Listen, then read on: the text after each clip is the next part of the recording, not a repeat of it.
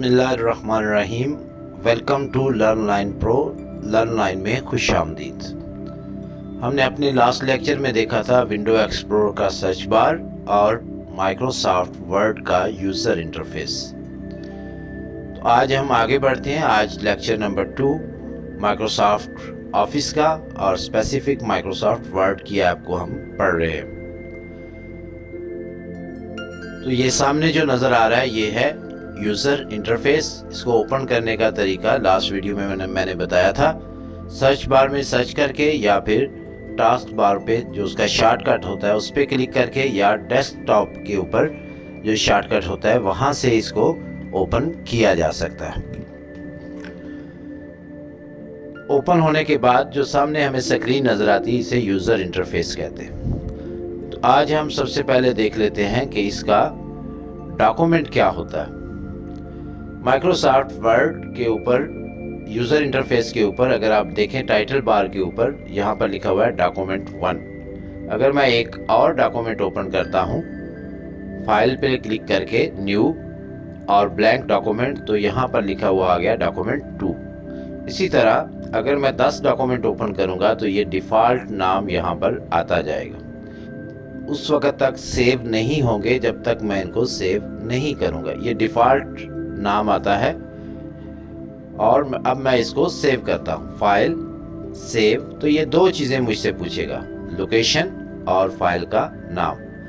Location यहाँ पर अगर आप देखें तो ड्राइव्स आ रहे हैं, सारे फोल्डर्स आ रहे हैं, रिसेंटली यूज, और यहाँ पर ब्राउज का बटन है। तो मैं ब्राउज के बटन पर क्लिक करके जिस डायरेक्टरी में, जिस ड्राइव, जिस फोल्डर के अंदर मैं इसको सेव करना चाहता हूँ मैं उसको यहाँ से ओपन कर लूँगा। फिलहाल मैं इसे डेस्कटॉप पर ले जाता हूँ। डेस्कटॉप पर यहाँ पर राइट क्लिक करके मैं एक नया फोल्डर बना लेता हूँ, न्यू फोल्डर। इस फोल्डर का मैं कोई भी नाम रख सकता हूँ। फिलहाल मैं इसका नाम रखता हूँ LLP और इंटर प्रेस कर देता हूँ। तो ये इसका नाम और फोल्डर हमने यहीं पर क्रिएट कर लिया है। इसको डबल क्लिक करता हूँ, ये ओपन हो जाएगा। यहाँ पर मैं डॉक्यूमेंट का नाम देता हूँ इंट्रो और इसको मैं सेव कर देता हूँ। अब आप यहाँ पर टाइटल बार पर देखें तो इसका नाम है intro.docs।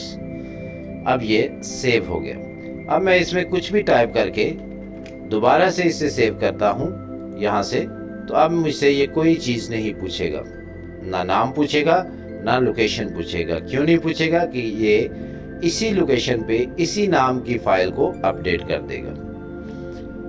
तो ये था डॉक्यूमेंट को सेव करने का तरीका। डॉक्यूमेंट जब भी हम सेव करते हैं ये उसी फाइल को अपडेट कर देता है। सेव एज करने से नए सिरे से इस डॉक्यूमेंट को वो सेव करेगा। फिर वही दो चीज़ें पूछेगा, लोकेशन और नाम। माइक्रोसॉफ्ट वर्ड के ऊपर जो सबसे पहले चीज़ सीखने वाली है वो है करैक्टर। कि करैक्टर क्या है, व्हाट इज अ करैक्टर। यहाँ पर हम लिख लेते हैं what is a character. Character क्या है? तो करैक्टर कोई भी करैक्टर जो है ये A to Z टेक्स्ट हो सकता है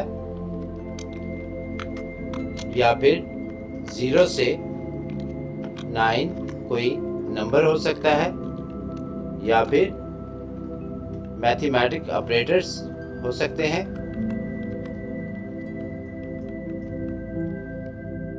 या फिर कोई सिंबल हो सकता है।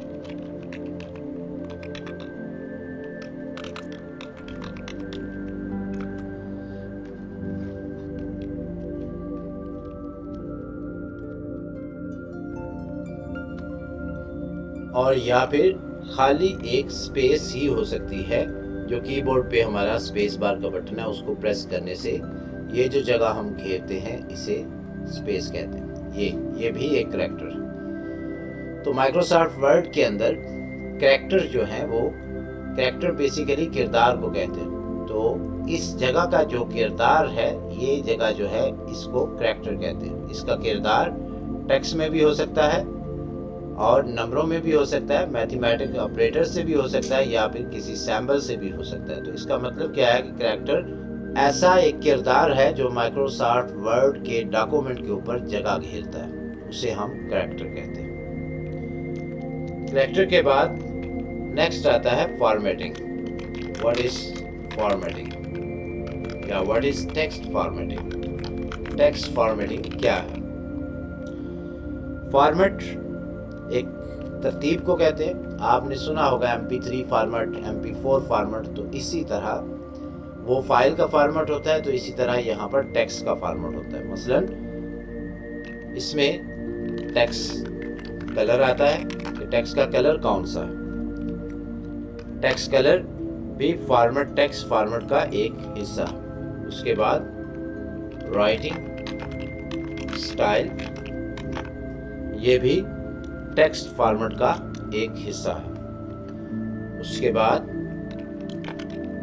राइटिंग साइज, ये भी टेक्स्ट फॉर्मेट का एक हिस्सा है। उसके बाद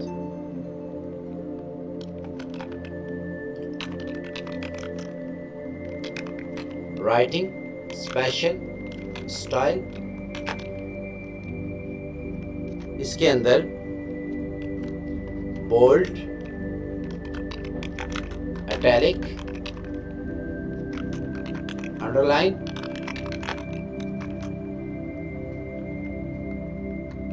superscript,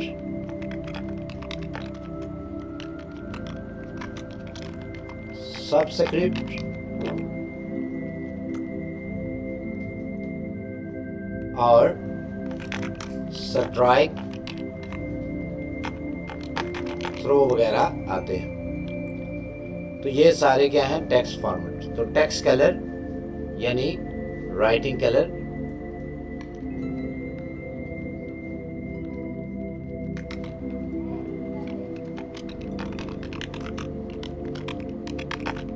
writing colour, writing style, इसको हम माइक्रोसॉफ्ट वर्ड की दुनिया में फॉन्ट कहते हैं, बल्कि कंप्यूटर की दुनिया में इसे फॉन्ट कहते हैं। राइटिंग स्टाइल, राइटिंग साइज, इसको टेक्स्ट साइज कहते हैं, और राइटिंग स्पेशल स्टाइल यानी इसको ओवरऑल स्टाइल कहते हैं। तो ये सारी चीज़ें, ये 3-4 चीज़ें जो मैंने लिखी हैं, ये टेक्स्ट फॉर्मेटिंग के अंदर आती है। अब इनको अप्लाई कैसे करना है? सबसे पहले हम टेक्स्ट कलर देख लेते हैं। तो ये राइटिंग कलर, यहाँ से मैंने पहले टेक्स्ट को सिलेक्ट करना है। अपने माउस का लेफ्ट क्लिक करते हुए इसको लेफ्ट क्लिक करके रखना है और इस तरह लेकर जाना है। तो ये राइटिंग कलर जो टेक्स्ट लिखा हुआ है ये सिलेक्ट हो गया। यहाँ पर अगर हम फॉन्ट की ग्रुप में आए, जो हमारे रिबन का ग्रुप है फॉन्ट, यहाँ पर हमें ये कलर प्लेट मिलती है। इस कलर प्लेट से हम इसका कोई भी कलर जो है इसको कर सकते हैं। फिलहाल इसको मैं नेवी ब्लू रखता हूँ। उसके बाद फॉन्ट यानी राइटिंग स्टाइल, तो जिस पर मैं जो भी फॉन्ट अप्लाई करना चाहता हूँ पहले मैं उसको सिलेक्ट करूँगा। सिलेक्ट करने का वही तरीका है, लेफ्ट क्लिक करके आप इसको इस तरह पीछे की तरफ कर्सर को लेकर आए और यहाँ पर देखें तो ये ड्रॉप डाउन है, इसके अंदर बहुत सारे फॉन्ट हैं। जैसे जैसे मैं फॉन्ट को चेंज करता जाता हूँ आप देख रहे हैं कि उसका स्टाइल चेंज हो रहा है। तो मैं यहाँ से कोई भी फॉन्ट जो है उसको सिलेक्ट कर सकता हूँ। मैं फिलहाल ये फॉन्ट रखता हूँ। तो ये देखें इसका राइटिंग स्टाइल चेंज हो गया। राइटिंग साइज, तो मैं यहाँ पर इसको सिलेक्ट करता हूँ। सिलेक्ट करने का वही तरीका है। यहाँ पर ड्रॉप डाउन के अंदर हमारे पास ये नंबर आ रहे हैं जिसकी मदद से हम उसका साइज ग्रो कर सकते हैं या फिर श्रिंक कर सकते हैं, यानी बढ़ा सकते हैं या फिर कम कर सकते हैं। तो टेक्स्ट साइज, इसी के साथ यहाँ पर बोल्ड, तो जिसको मैं बोल्ड करना चाहता हूँ उसको सिलेक्ट करूँगा। सिलेक्ट करने के बाद यहाँ पर बी का बटन है, इसको प्रेस करूँगा, ये बोल्ड हो गया यानी मोटा हो गया। मोटा और साइज बड़ा करने में फर्क होता है। मोटा उसी साइज में रहते हुए वो मोटा हो जाता है, जबकि साइज बड़ा करने से वो मोटा नहीं बल्कि अपना हुजम बढ़ा लेता है। इटैलिक, तो यहाँ पर आई का बटन है, मैं इस पर क्लिक करूँगा तो ये इटैलिक थोड़ा सा तिरछा लिखा हुआ। अंडरलाइन, इसको सिलेक्ट करता हूँ। यहाँ पर यू का बटन है, इसको प्रेस करने से अंडरलाइन। सुपरस्क्रिप्ट और सबस्क्रिप्ट ये बड़े इंपॉर्टेंट चीज़ें हैं। जैसे आपने लिखना हो अगर यहाँ पर x की 2, तो x की 2 लिखने के लिए यहाँ पर मैं लिखता हूँ x2, तो ये x की 2 नहीं पढ़ा जाएगा बल्कि x2 पढ़ा जाएगा। तो x की 2 इसको बनाने के लिए, x की पावर 2 इसको बनाने के लिए मुझे इसे, ये जो 2 है इसको सुपरस्क्रिप्ट के अंदर लेकर जाना पड़ेगा। तो यहाँ पर देखें सुपरस्क्रिप्ट का आइकन बना हुआ है, इस पर मैं क्लिक करता हूँ तो ये अब x की पावर 2 हो गया। इसी तरह अगर मैं बॉटम में कुछ लिखना चाहता हूँ तो उसके लिए फिर मुझे जो है सबस्क्रिप्ट यूज़ करना पड़ेगा। जैसे HO, और O को मैं अब नीचे लेकर आता हूँ यहाँ से सबस्क्रिप्ट से। अब देखें ये HO बन गया। तो इस तरह के स्पेशल जो मैथमेटिक्स के या उसके साइंस के जो हमें फ्रैक्शंस लिखने पड़ते हैं तो उसको हम इस तरह लिख सकते हैं सुपरस्क्रिप्ट और सबस्क्रिप्ट के लिए। उसके बाद आ जाता है सब्ट्रैक्ट थ्रो। सब्ट्रैक्ट थ्रो यानी ऐसा टेक्स्ट जो दिखाना भी मकसूद हो और कंसीडर भी ना करवाना हो।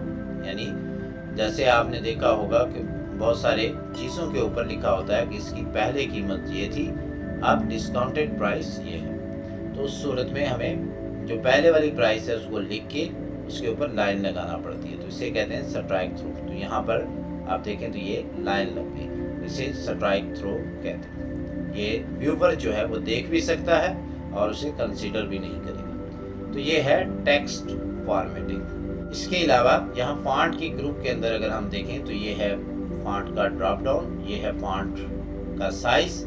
यहाँ पर 2 बटन है, ये फॉन्ट को ग्रो करते हैं। यहाँ पर अगर मैं इसे सिलेक्ट करके यहाँ इस बटन को प्रेस करता हूँ तो अब आप देखें फॉन्ट साइज हो गया 12, 14, इसी तरह 16, 18।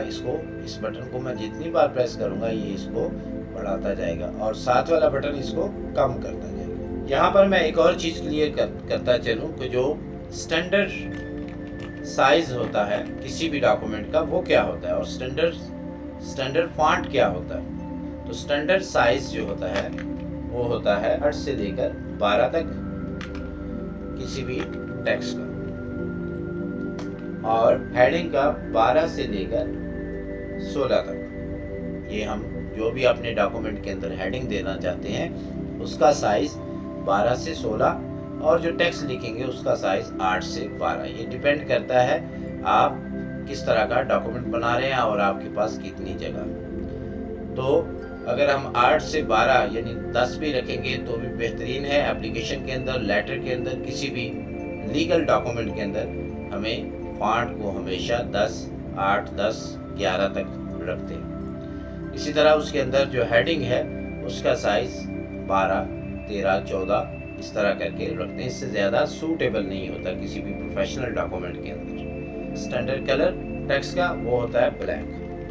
तो हमेशा आप जब भी कोई लीगल डॉक्यूमेंट क्रिएट करेंगे उसका जो कलर है वो हमेशा आप ब्लैक रखेंगे। उसके अलावा स्टैंडर्ड फॉन्ट जो होते हैं वो कौन कौन से हैं, यहाँ पर अगर आप देखें तो कालिब्री है, इसी तरह एरियल है, टाइम न्यू रोमन और बुक एंटीका।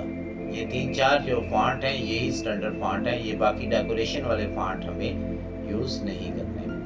तो डेकोरेशन वाले फॉन्ट जो है वो हमें कहाँ पर यूज़ करने हैं, जब हम कोई सर्टिफिकेट वगैरह या फिर कोई वेडिंग कार्ड या फिर कोई और इस तरह की डेकोरेटेड अवार्ड कोई चीज़ अगर हम बना रहे हैं तो उसमें फिर हम अपनी मर्ज़ी से फॉन्ट बड़े कर सकते हैं, फॉन्ट स्टाइल अपनी मर्ज़ी से ही चूज़ कर सकते हैं। नॉर्मली स्टैंडर्ड डॉक्यूमेंट के अंदर यही फॉन्ट है और यही साइज़ और यही कलर होना चाहिए। यहाँ पर एक बटन है ये क्लियर ऑल फॉर्मेटिंग। तो क्लियर ऑल फॉर्मेटिंग क्या है? क्लियर ऑल फॉर्मेटिंग का मतलब ये है कि जो हमने इस टेक्स्ट के ऊपर चेंजिंग की है उसको ख़त्म कर दो और डिफ़ॉल्ट हालत में ले आओ। डिफ़ॉल्ट हालत क्या होती है? माइक्रोसॉफ्ट वर्ड की सेटिंग के अंदर हम उसे बता देते हैं कि जब मैं कोई भी साइज़ सेलेक्ट ना करूं तो ये साइज़ होना चाहिए, जब मैं कोई भी कलर सेलेक्ट ना करूं तो ये कलर होगा। जब मैं कोई भी फॉन्ट सेलेक्ट ना करूं तो ये फॉन्ट होगा। इसे कहते हैं डिफ़ॉल्ट सेटिंग।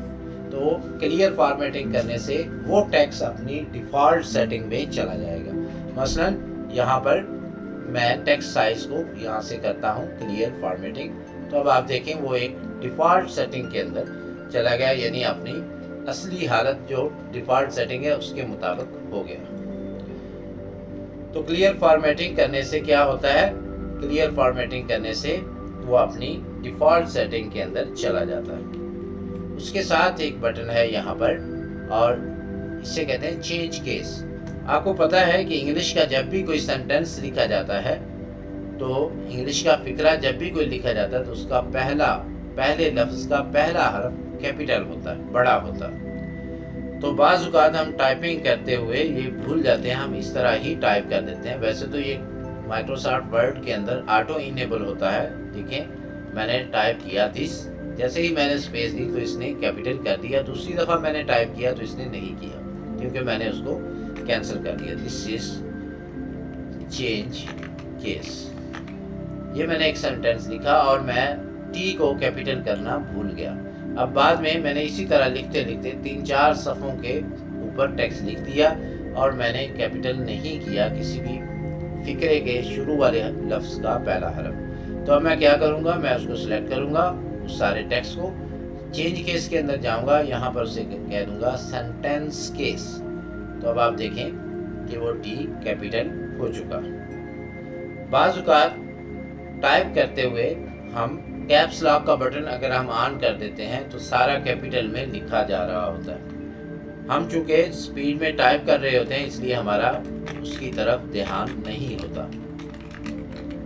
बाद में जब हम अपने टेक्स्ट को देखते हैं तो वो सारा कैपिटल होता है। तो उस सूरत के अंदर भी मैं इसे सेलेक्ट करके यहाँ से सेंटेंस केस के ऊपर क्लिक करके इसको प्रॉपर स्मॉल लेटर्स के अंदर लेकर आ सकता हूँ।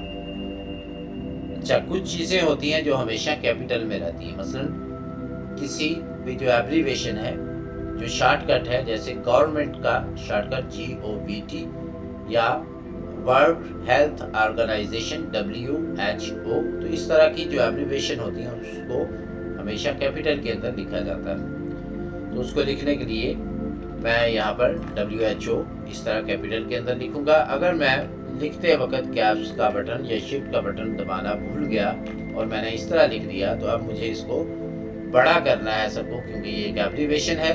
तो फिर मैं यहाँ पर जाऊँगा, अपर केस में जाऊँगा और अपर केस को क्लिक करके इसको बड़ा करना। किसी अदारे का नाम हो, किसी स्कूल का नाम हो, किसी ऑर्गेनाइजेशन का नाम हो, तो उस सूरत में क्या होता है, उस सूरत में ये होता है, या किसी बंदे का नाम हो तो उस सूरत में ये होता है कि उस नाम के अंदर जितने लफ्ज़ आ रहे होते हैं उन लफ्ज़ों का पहला हरफ कैपिटल होगा। मसलन हबीब बैंक लिमिटेड, ये एक अदारे का नाम है, तो इसमें हमने क्या करना है, कैपिटलाइज ईच वर्ड, यानी हर लफ्ज़ का पहला हरफ बड़ा होगा।